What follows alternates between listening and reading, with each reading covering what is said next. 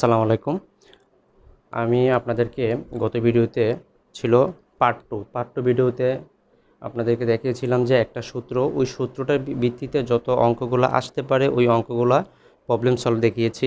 আজকে আপনাদের আরেকটা সূত্র নিয়ে আসছি এবং ওই সূত্রটা অবশ্যই বোঝাবো। সূত্রের পাশাপাশি এই অঙ্কগুলো কীভাবে আসতে পারে সেটা আপনাদেরকে ডিটেলস প্রবলেম সলভের মাধ্যমে বোঝাবো।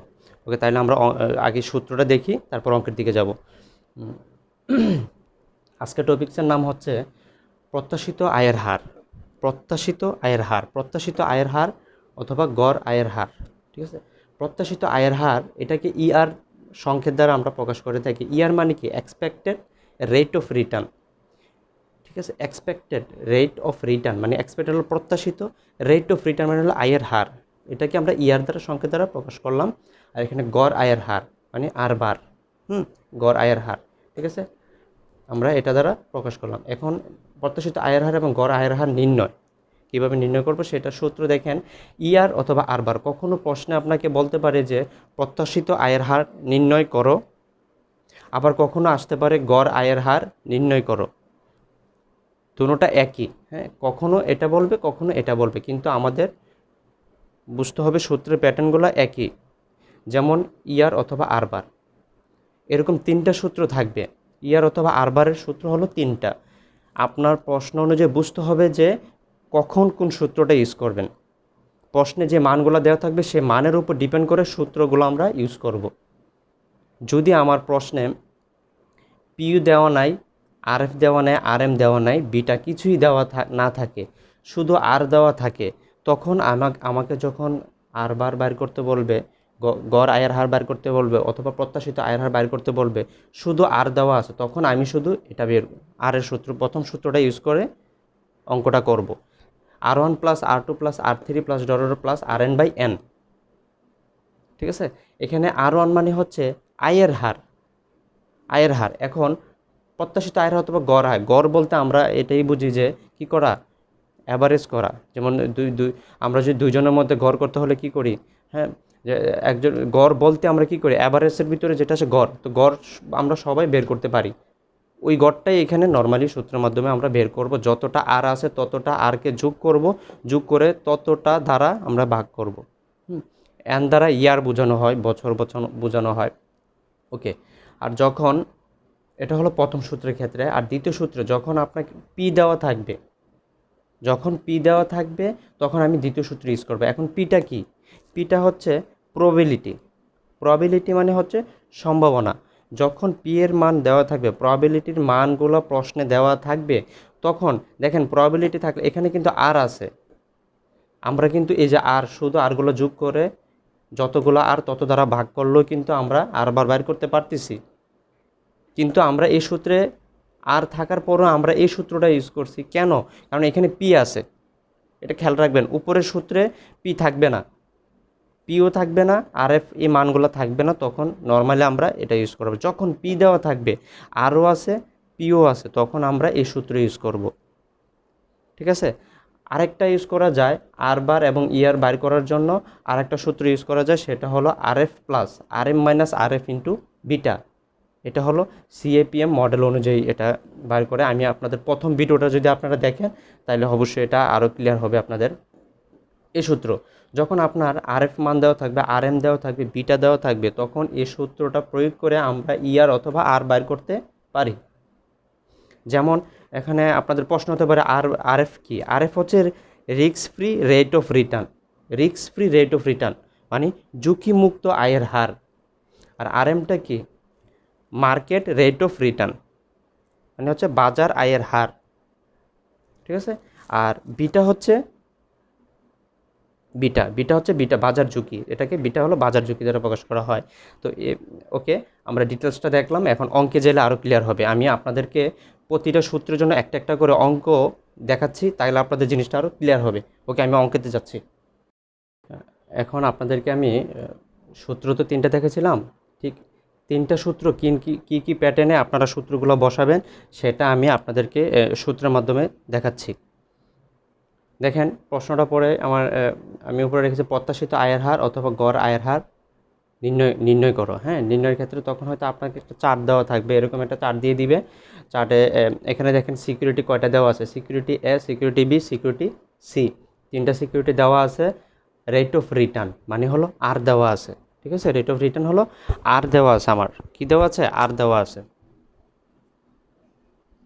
আমার আর দেওয়া আছে এত এগুলা।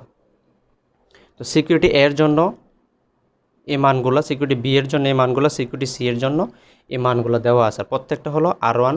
তো সিকিউরিটি আমাকে এখানে আপনাকে হয়তো বলতে পারে যে প্রত্যেকটা সিকিউরিটির আয়ের হার নির্ণয় করো, গড় আয়ের হার নির্ণয় করো, অথবা বলতে পারে যে প্রত্যেকটা সিকিউরিটির প্রত্যাশিত আয়ের হার নির্ণয় করো। তখন আপনি কী করবেন, সূত্র প্রয়োগ করে সিকিউরিটি এ, সিকিউরিটি বি, সিকিউরিটি সি এর মানগুলা বাইর করতে হবে। সেক্ষেত্রে দেখেন আমি আপনাদেরকে করাচ্ছি।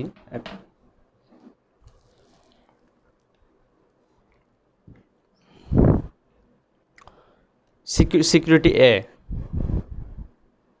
তাইলে আমরা এটাকে কি দিতে পারি, যেহেতু আমি আর বার অথবা আর এ বাইর করব। হ্যাঁ, আচ্ছা ধরলাম যে আমি সিকিউরিটি এর জন্য এ দিলাম, সিকিউরিটি এ আগে বাইর করলাম, এটা দিলাম। দেখেন আমার এই প্রশ্নে কিন্তু আর ব্যতীত আর কিছু নেই, আর ছাড়া আর কোনো মান আছে নাই। তার মানে আমাকে সূত্রটা প্রয়োগ করতে হবে, শুধু অনলি আর থাকলে, রিটার্ন থাকলে যে সূত্রটা হয় সেই সূত্রটা আমাকে প্রয়োগ করতে হবে। তাহলে শুধু আর থাকলে যে সূত্রটা এটা হলো R1 plus R2 plus R3, ঠিক আছে। এরকমভাবে যদি আমার আর এর মান আরও থাকে, তাহলে আমি যতটা থাকবে ততটা যোগ করে দিব, ঠিক তত দ্বারা ভাগ করব। কারণ সংখ্যা আছে কটা, আর এর মান আছে একটা, দুইটা, তিনটা, তাহলে আমি ভাগ দেবো কত, এখানে আবদ্ধ প্রশ্নে আমি এনই দিব, পরবর্তীতে মানের সাথে বসাবো। এখন R1 এর মান কত, যেহেতু এটা পার্সেন্ট আছে, এটাকে আমি অঙ্ক করার জন্য কিসে নিব, দশমিকে নিয়ে নিব, -3%, -0.03। যদিও প্লাসে মাইনাসে কী হয়ে যায়, মাইনাস হয়ে যায়, যার কারণে মাইনাস প্লাস R2 0.12, 0.18, ঠিক আছে। এখন কয়টা সংখ্যা, আর তিনটা, তার মানে ভাগ দিব কত দ্বারা, 3 দ্বারা ভাগ দিব, ঠিক আছে। আমি দেখি ক্যালকুলেশনগুলো কত আসে।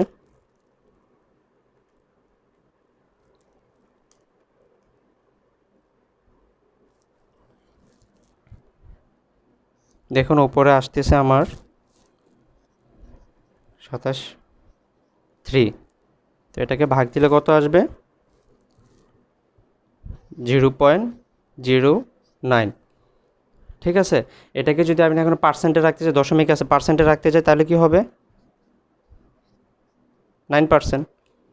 তাহলে আমি এটা পেলাম কি, সিকিউরিটি এর মান পাইলাম 9%। আমি এখানে ছোটো করে লিখে রাখি 9%, ঠিক আছে। এখন সিকিউরিটি বি বাইর করবো, এরকম করে সিও বাইর করব, তিনোটার মান বার করব, বার করে আমি এখানে মানগুলো রাখবো। ওকে, সিকিউরিটি বি এর মানটা বাইর করব। সিকিউরিটি বি এর মান যদি বাইর করতে যাই, তাহলে আমার কি করতে হবে একটু দেখেন। সিকিউরিটি এ পাইলাম, তো বি এর জন্য আমি বি এর মানগুলো বসাবো।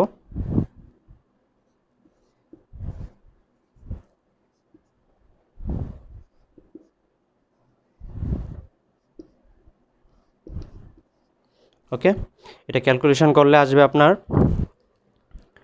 0.27/3। মানটা পরিবর্তন হয় নাই বিদায় আমি এটাকে মুছি নাই, এটাকে ভাগ করলে সেম 9% হবে, ঠিক আছে। আমি এটাকে বি সিকিউরিটি জায়গায় রাখলাম। এখন আমি সিকিউরিটি সি এর মানটা সেমভাবে বসাবো, একই সূত্র, শুধু মানগুলো বসাবো।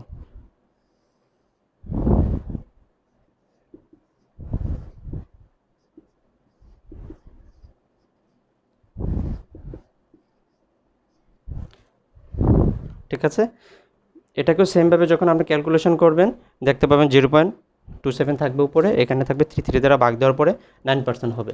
ওকে, জাস্ট আমি আপনাদেরকে দেখাচ্ছি অঙ্কগুলো কী করবেন। যখন সিকিউরিটি এ বি সি এর ক্ষেত্রে আমি আলাদা আলাদা কী করলাম, মানগুলো বাইর করলাম, এখানে তখন হবে সি, ঠিক আছে। তিনটার মান বাইর করা হলো।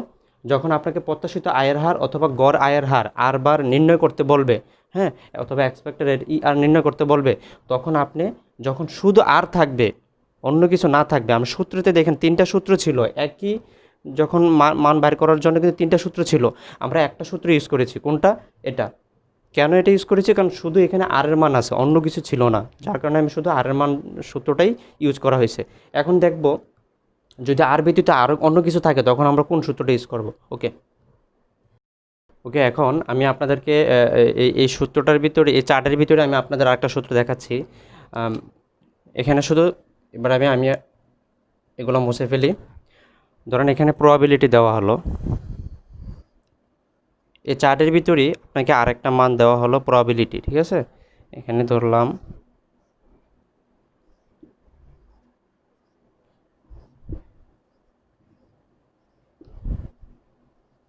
ঠিক আছে, আপনাকে প্রবাবিলিটির মান দেওয়া হলো, এখানে সিকিউরিটি আর এর মান, আর এখানে দিল কি প্রবাবিলিটির মানও দিয়ে দিল। একটা প্রশ্ন যখন আপনি দেখেন, এর আগে শুধু আর ছিল, প্রবাবিলিটি ছিল না, এখন কিন্তু প্রবাবিলিটি দিয়ে দিছে আপনাকে, তাহলে প্রবাবিলিটি দিয়েছে মানে পি দিয়ে দিছে সম্ভবতা, হ্যাঁ।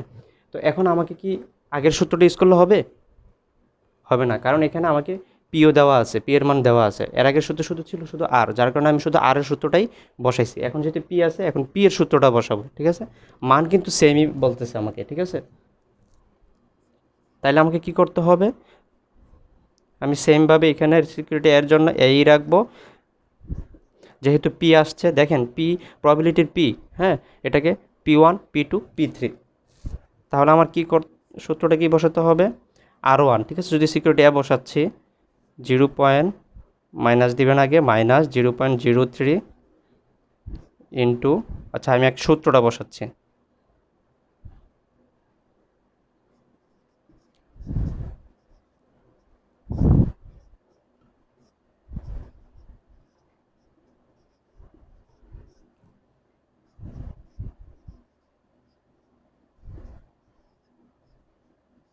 যেহেতু 3বার আছে আমি 3বারে নিলাম, ঠিক আছে? এই হলো আমার মেন সূত্র, যেহেতু পি আছে, পি এর জন্য পি এর সূত্রটা বসাবো।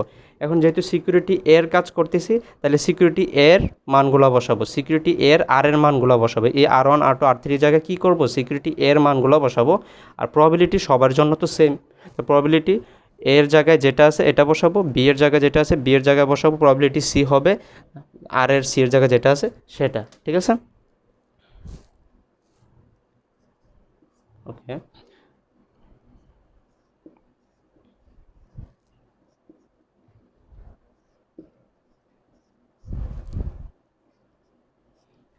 বসানোর সময় একটু ক্লিয়ারলি বসাবেন, একটু ভুল হলে হয়তো ভুল হইতে পারে অঙ্কটা পুরাটাই।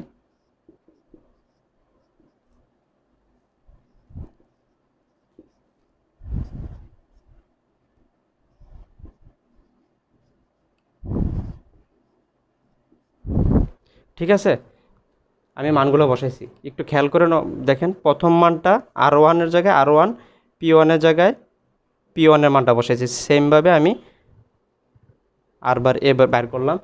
সেম সিকিউরিটি বিটাও আপনি এইভাবে বাইর করবেন, সিকিউরিটি সিটাও সেই এভাবে বাইর করবেন। বাইর করার পরে যে মানগুলো আসবে, মানগুলো আপনি আপনার মতো করে রাখবেন, সেম আপনাকে এইভাবে বাইর করতে বলবে। এটা হলো যখন দ্বিতীয় সূত্রের ক্ষেত্রে, যখন প্রবাবিলিটি পি দেওয়া থাকবে, ঠিক আছে? পি না দেওয়া থাকলে প্রথম সূত্র অনুযায়ী করব, পি দেওয়া থাকলে দ্বিতীয় সূত্রটা করব। এরপরে যদি আপনার এগুলো না দেওয়া থাকে, ঠিক আছে, তখন আরেকটা সূত্র ইউজ করা যায়, সেটা আমি দেখাচ্ছি। এখন আপনাদের আমি তৃতীয় সূত্রটা দেখাচ্ছি, হ্যাঁ, ইয়ার অথবা আরবারের তৃতীয় সূত্রটা দেখাচ্ছি। এখানে আপনি কখন বুঝবেন তৃতীয় সূত্রটা ইউজ করতে হবে? দেখেন এখানে প্রশ্ন পড়ে আপনি বুঝতে পারবেন যে কখন কোন সূত্রটা ইউজ করতে হবে। একটু দেখেন, আমি বলছি, সুমন কোম্পানি ঝুঁকিমুক্ত আয়ের হার 10% এবং বাজার আয়ের হার 20%। যদি সুমন কোম্পানির বেটা 0.5% হয়, তবে প্রত্যাশিত আয়ের হার কত হবে? প্রত্যাশিত আয়ের হার কত হবে? তো প্রত্যাশিত আয়ের হার মানে তো আমরা কি বুঝি? এটা বুঝি expected rate of return, expected rate of return, প্রত্যাশিত আয়ের হার, এটা বাইর করতে বলছে আমার। তো এটা বাইর করতে হলে আমার সূত্র হলো কয়টা? 3টা। কখন কোন সূত্র ইউজ করতে হবে সেটা আপনারা এখন ভালো করেই জানেন। তো আমি এখন প্রশ্ন পড়ে দেখব কোন সূত্রটা ইউজ করতে হয়। যেহেতু ঝুঁকিমুক্ত আয়ের হার, ঝুঁকিমুক্ত মানে risk free rate of return, এটাকে কি বলে? RF, ঠিক আছে? এটা বাজার আয়ের হার, বাজার আয়ের হার মানে মার্কেট রেট অফ রিটার্ন, মানে এটা হলো কি RM। যদি সুমন কোম্পানির বিটা এত দেওয়া থাকে তাহলে এটা হলো বিটা, ঠিক আছে, এত পার্সেন্ট হলে। তাহলে এবার দেখেন তো আমি কোন সূত্রটা ইউজ করতে হবে, এতক্ষণ আপনারা শিওর হয়ে গেছেন। আমি 3 নম্বর সূত্রটা ইউজ করব, RF plus RM minus RF into beta, ঠিক আছে, আমি এই সূত্র ইউজ করব। তাহলে এখানে RF কত আছে 10%, এটা আমি দশমিকে নিয়ে যাচ্ছি। এখন RM কত আছে 20 মাইনাস, আবার RF এর মান বসাবেন ইন্টু বিটা, বিটার মান কত আছে 0, ঠিক আছে। তাহলে এখানে আমার কোনো কাজ নেই, আগে ব্র্যাকেটের কাজ করব আমি। এটা আমি যেভাবে আছে সেভাবে রেখে দিলাম। ব্র্যাকেটের কাজ বাদ দিলে কত হচ্ছে এত ইন্টু 0.5। দেখুন এটার সাথে এটা যে গুণ করলে কত হইতেছে, আমি এটা রেখে দিলাম 0.05, ঠিক আছে। তাহলে